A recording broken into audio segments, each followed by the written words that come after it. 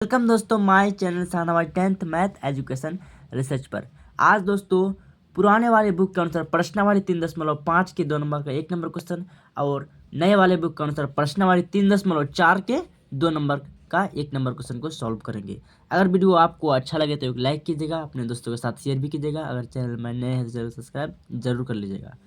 तो क्वेश्चन क्या कह रहा है दोस्तों कि ए और बी के किन मानों के लिए निम्न रैखिक समीकरणों के युग्म के अपरिमित रूप से अनेक हल होंगे। तो अपरिमित रूप से अनेक हल होने के लिए स्थिति क्या है? a1/a2 बराबर b1/b2 बराबर c1/c2, यानी कि तीनों अनुपात बराबर होने की स्थिति में अपरिमित रूप से अनेक हल होता है। तो क्वेश्चन मेरा इतना है, तो पहले लिखेंगे हल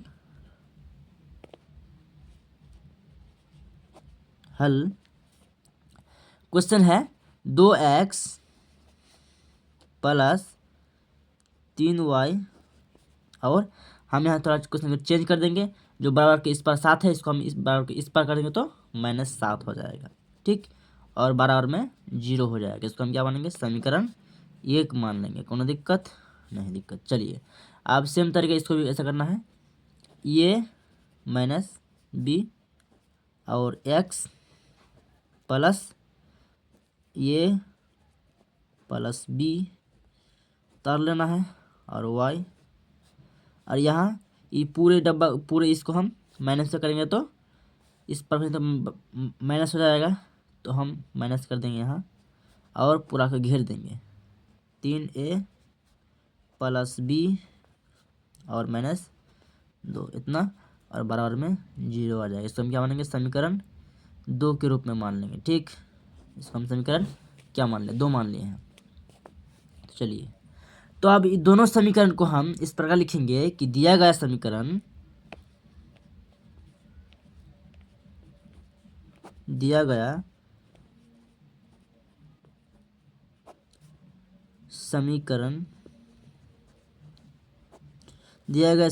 का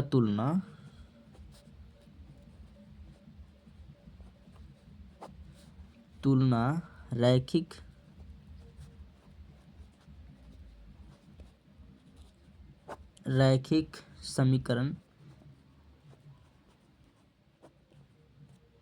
समीकरण का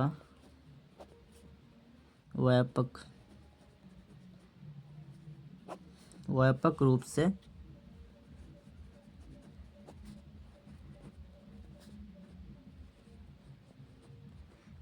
करने पर, ठीक। तो समीकरण का व्यापक रूप कितना है दोस्तों? समीकरण का व्यापक रूप इस प्रकार होता है कि ax प्लस by और प्लस c, इस समीकरण 1 के लिए, और सेम तरीका ax प्लस by और प्लस c समीकरण 2 के लिए। सिर्फ यहाँ करना क्या है, इसको 1 लगा देंगे, 1 1 2 2 और 2 लगा देंगे, ठीक। चलिए, तो इसको हम समीकरण के रूप में लाना है, यानी कि समीकरण देखिए ये x a1x इस समीकरण 1 के लिए, समीकरण 1 देखिए ऊपर में, तो ये x है ना, तो ये की जगह पे क्या है? a1 की जगह पे 2 है, तो ये 1 का वैल्यू कितना हुआ? 2 हो गया। x तो x है, और b1y तो b1 के जगह पे क्या है? देखिए दोस्तों, b1 की जगह पे 3 है, तो y की जगह पे y है, और c1 की जगह पे क्या है? -7 है। इस प्रकार के ये 2 का भी कितना है? ये -b, और b2 का भी कितना है? ये प्लस b, और c2 का भी कितना है? -3a plus b -2। इस प्रकार का मान निकाल लेंगे, ठीक। a1 बराबर b1 बराबर और हम c1 बराबर कर देंगे, ठीक। उसके बाद a2 बराबर b2 बराबर और c2 बराबर। देखिए a1 की जगह पे क्या है? a1 की जगह पे क्या है? a1 बराबर कितना है? 2 है, देखिए यहाँ 2, तो a1 का वैल्यू कितना होगा? 2। और b1 की जगह पे क्या है? देखो b1 का वैल्यू कितना है? 3, यहाँ 3 है, तो 3 में बैठा देंगे। और c1 की जगह पे कितना है? देखिए c1 की जगह पे -7 है, तो -7 बैठा देंगे, ठीक। और ये टू और देखिए ये टू यहाँ ए माइनस बी है तो ए माइनस बी बैठा देंगे, ए माइनस बी। और बी टू और कितना है ये प्लस बी, तो ये प्लस बी बैठा देंगे।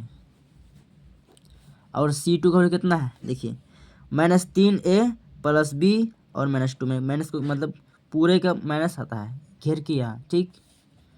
तो घेर के लिख देंगे यहाँ -3a प्लस बी और -2 इतना है ना।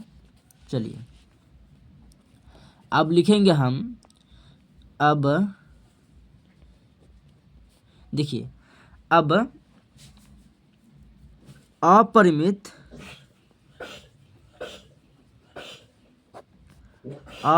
रूप से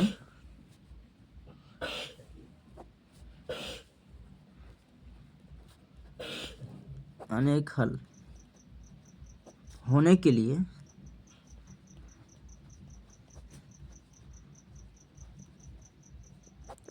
अपरिमित रूप से अनेक हल होने के लिए कंडीशन आखिर क्या होना चाहिए दोस्तों।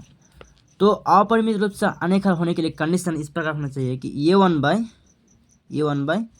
ये टू, ठीक, बराबर B one by B two और बराबर C one by C two, इस प्रकार से होना चाहिए, ठीक।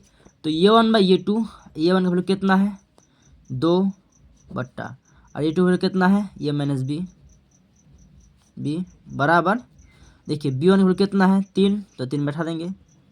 और बी टू वैल्यू कितना है ए प्लस बी तो ए प्लस बी बैठा देंगे बराबर सी वन का वैल्यू कितना है -7 है तो -7 बैठा देंगे।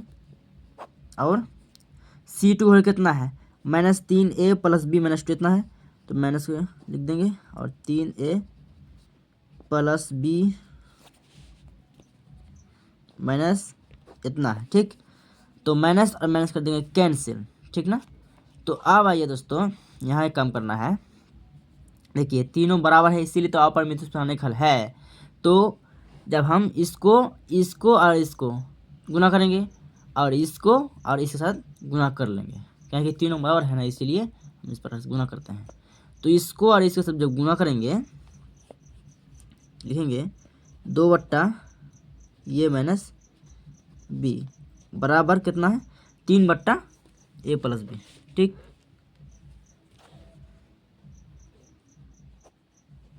ए प्लस बी। अब इसको और इसके साथ गुना कर लेना है, ठीक।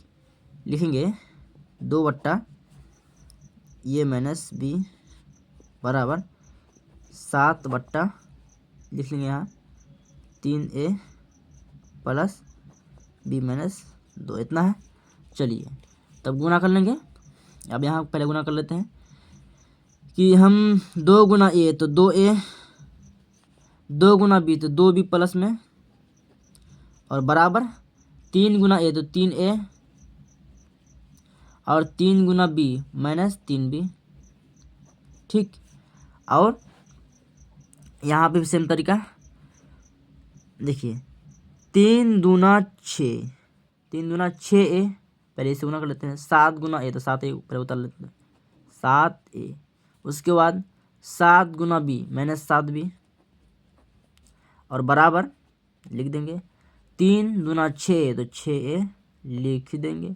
उसके बाद 2 गुना बी तो 2b प्लस में और 2 दूना 4 -4 हो जाएगा। तो यह मेरा पेज पूरा एंड हो गया। चलिए दूसरा पेज में इसको सॉल्व करते हैं। चलिए दोस्तों हम दूसरा पेज में आ गया है। इस तरह से मेरा आया था अंक, ठीक है। तो अब हम यहाँ क्या करेंगे दोस्तों कि यहाँ 2a है तो 2a रहेगा 2a, ठीक।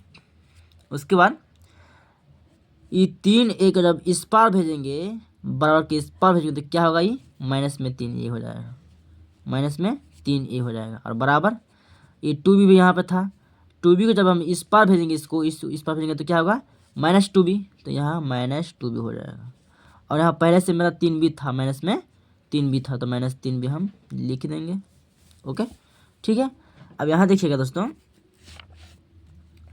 3a -3 ए से जब +2 घट जाएगा तो क्या होगा, सिर्फ और सिर्फ -a बचता है, ठीक। और बराबर यहाँ -2b और यहाँ -3b जोड़ के कितना होता है, -5b, -5b। ये माइनस और माइनस को हम क्या कर देंगे, कैंसिल कर देंगे, ठीक। तो ये और कितना बचता है, 5b, ये बराबर कितना बचता है, 5b। इसको हम क्या मानेंगे, इसको हम समीकरण 3 मान लेते हैं, इसको हम समीकरण 3 मान लेते हैं कि ये का मान निकल गया। अब यहाँ सॉल्व करते हैं कि 7a यहाँ पे है तो 7a को रहने देंगे, और जो मेरा यहाँ देखिए सेम 6a को जब इसको इस पार भेजेंगे तो क्या होगा, -6a हो जाएगा, ठीक। बराबर जब ये -7 भी है ना, जब -7b को इस पार भेजेंगे तो क्या होगा, +7b हो जाएगा, +7b।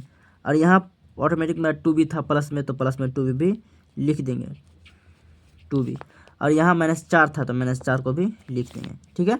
तो 7a से जब हम 6 को घटा देंगे तो कितना बचता है, सिर्फ एक ठो ये, तो ये बैठा देंगे बराबर 7b और +2b जोड़ेंगे तो कितना होता है, 9b, ठीक।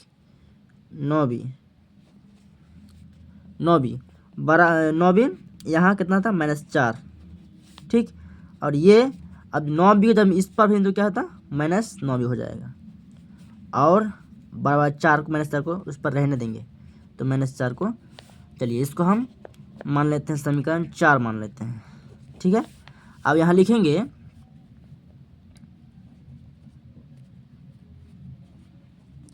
समीकरण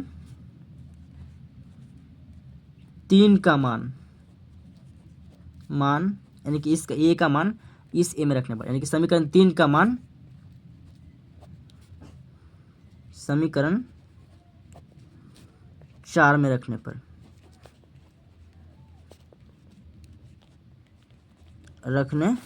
पर, ठीक। चलिए तो समीकरण 4 पहले उतार लेंगे, ये -9b और यहाँ -4 ही, -4 है बराबर, यहाँ बराबर है, ठीक। ये -9b बराबर -4 है, ठीक है। चलिए तो ये का मान कितना है, 5b है, तो ये का जगह हम 5b लिख देंगे, 5b और माइनस यहाँ 9b है तो 9b भी उतार लेंगे, और बराबर -4 है तो -4 को भी उतार लेंगे, ठीक ना। चलिए 9b -9b से जब +5b को घटा देंगे तो कितना बचता है, -4b, और यहाँ बराबर कितना है, -4, b बराबर -4 बट्टा -4। इसको जब इस पार भेजेंगे तो क्या है, भाग में आ जाए, क्योंकि इसके साथ गुणा में, इसीलिए जब बराबर इस पार भेजेंगे पक्षांतर करेंगे तो बट्टा में आ जाता है, ठीक है। तो माइनस को कर देंगे कैंसिल, और 4 एकम 4 और 4 कर देंगे कैंसिल। तो भाग में जब कटता है तो 1 बचता है हमेशा, तो क्या निकल गया, b बराबर कितना निकलता है, 1 निकल गया है, b का मान कितना है, 1। अब आइए b का मान समीकरण अब इस बार 3 में रखने पर, ठीक है, यहाँ लिखेंगे b का मान समीकरण 3 में रखने पर,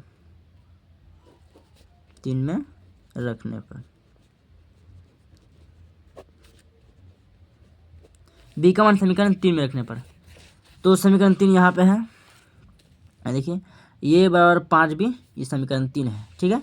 और b का वैल्यू कितना है, 1 है, तो पहले उतार लेंगे समीकरण 3 को, ये बराबर कितना है, 5b, तो ये लिख देंगे, और बराबर 5 गुना b का वैल्यू कितना है, 1 है, तो 1 वहाँ उतार लेंगे, ठीक।